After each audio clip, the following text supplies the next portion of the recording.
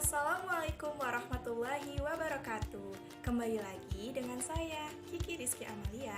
Kali ini kita akan membahas materi mengenai akhlak terpuji kepada Allah Subhanahu wa Ta'ala. Apa saja sih yang ada di dalam materi ini?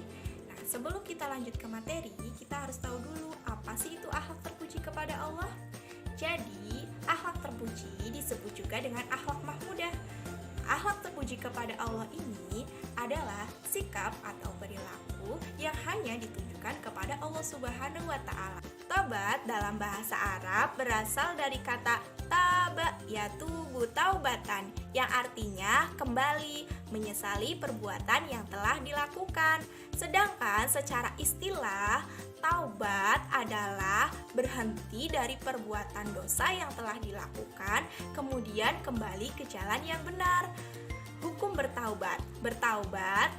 Bertaubat merupakan sesuatu yang diwajibkan dalam agama. Sebagaimana firman Allah Subhanahu wa Ta'ala dalam Quran surat An-Nur ayat 31 yang berbunyi Bismillahirrahmanirrahim. Wa tubu ilallahi jami'an ayyuhal mu'minuna la'allakum tuflihun, yang artinya, dan bertobatlah kamu semua kepada Allah, wahai orang-orang yang beriman, agar kamu beruntung. Ada 4 tingkatan orang yang bertaubat. Yang pertama yaitu orang yang terus-menerus bertaubat. Orang yang terus-menerus bertobat ini yaitu orang yang bertobat dengan sungguh-sungguh atau biasa disebut juga dengan taubatan nasuha. Orang dalam tingkatan yang pertama ini memiliki jiwa yang tenang atau biasa disebut juga dengan nafsul mutmainnah. Yang kedua yaitu tingkatan seorang yang bertaubat namun belum benar-benar melepas dosa-dosanya. Jadi pada tingkatan ini mereka tidak pernah melakukan perbuatan dosa besar, namun terkadang mereka melakukan dosa-dosa kecil tanpa dia sadari. Lalu kemudian mereka segera sadar dan bertaubat, menyesali apa yang dia lakukan.